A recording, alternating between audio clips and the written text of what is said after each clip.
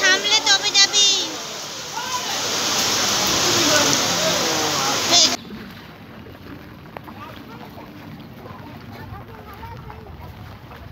নমস্কার বন্ধুরা, simple living Nirupa ব্লগে সকলকেই স্বাগত।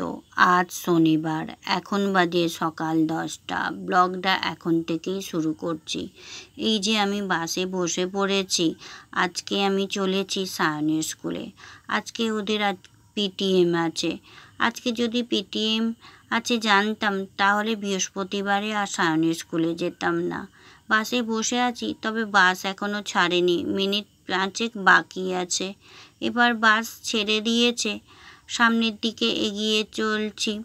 আর দেখুন, আমরা গ্রামে বাস করি, যার জন্য চারিদিক কীরকম সবুজ। যেহেতু এটা বর্ষাকাল, আর সবুজ তো হবেই, আর দেখতে কত ভালো লাগে, তাই না? আর শহর শহর করে মানুষ, আমার তো শহর একেবারেই ভালো লাগে না। এই চারিদিকে নদী, নালা, খাল, বিল সবই আমাদের কাছে খুবই প্রিয়।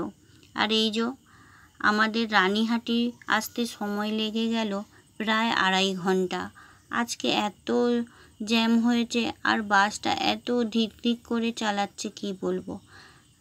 আলমপুরটা পার হয়েছি, তারপরেই দেখি প্রচণ্ড পরিমাণে বৃষ্টি আরম্ভ হয়েছে। বাড়ি থেকে তো বেরিয়েছিলাম যে হয়েছে বলে, রোদ আছে বলে, আর এই দেখুন, ওরে বাপরে, যত এগিয়ে যাচ্ছি জলের বহর কি, যেমন নোংরা জল।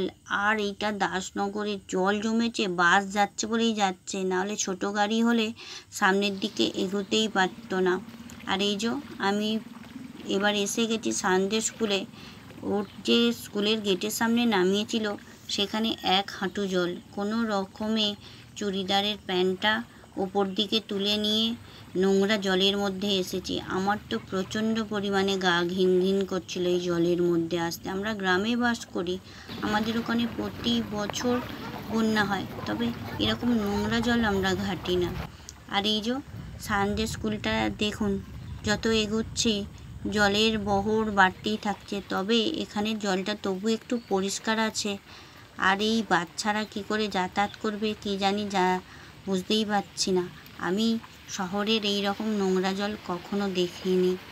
আর আমি বাবু অত শহরকে অত পছন্দও করি না। আমার গ্রাম আমার কাছে খুবই ভালো। যেন দেখে মনে হচ্ছে পুকুর, এখানে কিছু মাছ এনে ছেড়ে দিলেই হয়, মাছ চাষ হয়ে যাবে। সামনের দিকে যত এগোচ্ছি জল যেন আরও বেশি বেশি লাগছে। আপনাদেরকে দেখাই কীরকম চারিদিকে শুধু জল ভর্তি হয়ে আছে। আজকে ওর পিটিএমটা মেটে গেলে তারপরে আবার ট্রেন ধরেই আজকে বাড়ি ফিরে আসব। এই যে এইখানটা তবু একটু স্বচ্ছ স্বচ্ছ লাগছে। ওরে বাবরে, লজ্জা টজ্জা মাথায় যাক, প্যান্ট তো অনেকটাই তুলে ফেলেছি। এই দেখুন, বলছিলাম না মাছ ছেড়ে দিলে মাছ হয়ে যাবে। আবার আমরা ফেরার সময় দেখা হবে। ট্রেনে যখন উঠেছিলাম তখন আর ব্লগটা কন্টিনিউ করিনি। এবার সায়নের নামার সময় হয়ে এসেছে, দেখতেই পাচ্ছেন ও উঠে পড়েছে। আর ট্রেনে বসে ও পোলাও খেয়েছে। আজকে বাড়ি থেকে একটু পোলাও তৈরি করে নিয়ে এসেছিলাম। আজকে শনিবার, তাই ওকে রাস্তার কিছু খাওয়াবো না, সেই জন্যেই বাড়ি থেকে তৈরি করে নিয়েছিলাম। খুব তাড়াহুড়ো করে তৈরি করেছিলাম জানেন। এর জন্য ওর বাবা কাকা দুজনেই খুব সাহায্য করেছে রান্নাবান্নার জন্য। আমরা জানতাম যে 2টো থেকে হয়তো পিটিএম হবে। ওদের আবার নোটিশটা সকালেই দিয়েছে যে 12:30 1টার মধ্যে। আর আমি তো এসে পৌঁছেছি 1টার সময়। বাস তো প্রচণ্ড লেট করেছিল, আর ওই যে বৃষ্টি, তারপরে জ্যাম। আর এই দেখুন, এই স্টেশনে কীরকম বৃষ্টি শুরু হয়েছে। আর দেখুন, উত্তর আকাশে প্রচুর প্রচুর পরিমাণে মেঘ করেছে। বৃষ্টি তো শুরু হয়েই গেছে। আর এই যে একটা স্টেশন, ছোট থেকে আজ পর্যন্ত দেখলাম না যে দুদিকে 2টো লাইনে মালগাড়ি দাঁড়াবে না, এমন কোনো দিন হতেই পারে না। মালগাড়ি তো থাকবেই। অনেক দূর দিয়ে যাও, না হলে একটু গলে গলে যাও একটু। ও বাবা, যা বৃষ্টি এলো না, আস্তে করে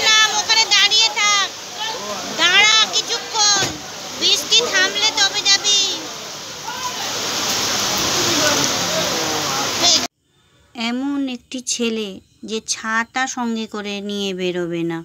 ও সকালবেলা রোদ্দুর দেখে বেরিয়েছে, ওকে তবু বারবার করে বলা হয় যে বাবু ছাতা কিন্তু সঙ্গে করে নিয়ে বেরোবি, বর্ষাকাল যখন তখন বৃষ্টি হতে পারে, বৃষ্টি থামলে তবেই ও যাবে। ওর আবার সাইকেলও রয়েছে।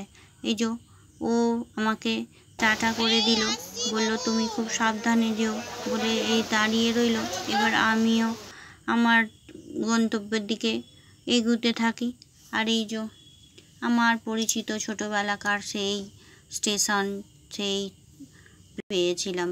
বাসে করে যাচ্ছি, নাহলে এক একটা বাসে উঠতে ভালোই লাগে না, সিটগুলো কেমন। আর এই দেখুন বর্ষার কীরকম জল ফুসফুস করছে।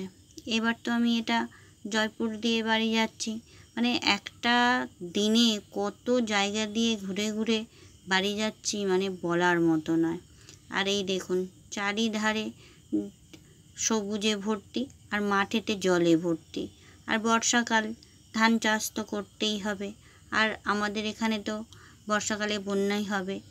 এমনিতে বন্যা তো খানাকুলের দিকে হয়ে গেছে, আবার শুনছি নাকি বন্যাটাও হতে থাকবে। আর এই দেখুন দেখাই, এই যে পাট শাক খাই না, তার তন্তু এইগুলোই পাটের থলে হয়, মানে সেই তন্তুগুলো শুকিয়ে এটা বাইরে চলে যায়। আর এইভাবেই ভাড়া করে করে শোকাতে হয় এই তন্তুগুলোকে। আমাদেরও এই পাট চাষ হয়, তবে এবছর আর চাষ করে না। খালেতে লোক এই যে পাট পচাতে দিতে হয়, সেই লোকগুলো এখন আর পাওয়া যায় না, যার জন্যেই আর পাট চাষ করে না। কারণ রায়বাবু আর রায়বাবুর ভাই ওই পাট কাটছে না, ওরা লোক দিয়েই যেহেতু হয়, সেই জন্য এখন লোকের অভাব আর পাট করে না। তবে পাট পচার এত দুর্গন্ধ যে মানে টেকাই যায় না। আর এইগুলো যখন আমরা বাসে করে যাই, নাকে চাপা দিয়ে যেতে হয়, এত অবস্থা খারাপ। দেখতে পাচ্ছেন ওই যে মাঠের মধ্যে সব ধান চাষ করবে বলে রোয়া তো শুরু হয়ে গেছে, আমাদের মাঠেও শুরু হয়ে গেছে রোয়া। এরপর আবার বাস থেকে নেমে আবার আমাকে টোটোয় উঠতে হবে। আর ভালো লাগছে না, এক তো বৃষ্টিতে ভিজে ভিজে, আর এই কাদা জলেতে পুরো গা ঘিন ঘিন করছে, মানে অসহ্য লাগছে। তারপরে বাড়িতে গিয়ে একেবারে স্নান টান করে পরিষ্কার পরিচ্ছন্ন হতে হবে। তবে এই দেখুন কত ভালো লাগছে বলুন। শহরে কেন ভালো লাগবে বলুন? এই সব ছেড়ে কি যারা গ্রামে বাস করে তাদের শহর ভালো লাগে? তবে যোগাযোগ ব্যবস্থার জন্য ওটা খুবই ভালো, তবে আমার বসবাস করার জন্যে আমার গ্রামটা আমার কাছে খুবই প্রিয়। যারা শহরে থাকে তাদের কাছে এটা খুবই খারাপ লাগবে হয়তো, যে গ্রাম আবার থাকার মতো জায়গা নাকি। এই দেখুন আমি আবার আমাদের বাস স্ট্যান্ডে চলেও এলাম, কথা বলতে বলতে গল্প করতে করতে। আর একটুখানি নেমেই তো আবার টোটো ধরতে হবে। এই জায়গাগুলো আপনাদেরকে দেখাচ্ছি, এত সবুজ, চোখটা যেন ভরিয়ে যায়। আর সবুজ দেখা তো চোখের জন্যে খুবই ভালো। এই দেখুন নেমে পড়েছি, আবার টোটোতেও উঠেছি। আর দেখুন রাস্তা দেখুন, দুদিকে জল আছে কিন্তু রাস্তা একবারে ঝকঝক করছে, পরিষ্কার পরিচ্ছন্ন। আমরা গ্রামে বাস করলে কী হবে, পরিষ্কার পরিচ্ছন্ন কিন্তু গ্রামও হয়, খুব সুন্দর, তাই না? দেখুন কত ভালো লাগছে। আর দেখুন একটু মেঘও করেছে, আর এখন সন্ধে হয়ে যাচ্ছে, এখন তো 5:30টার মতো বাজে।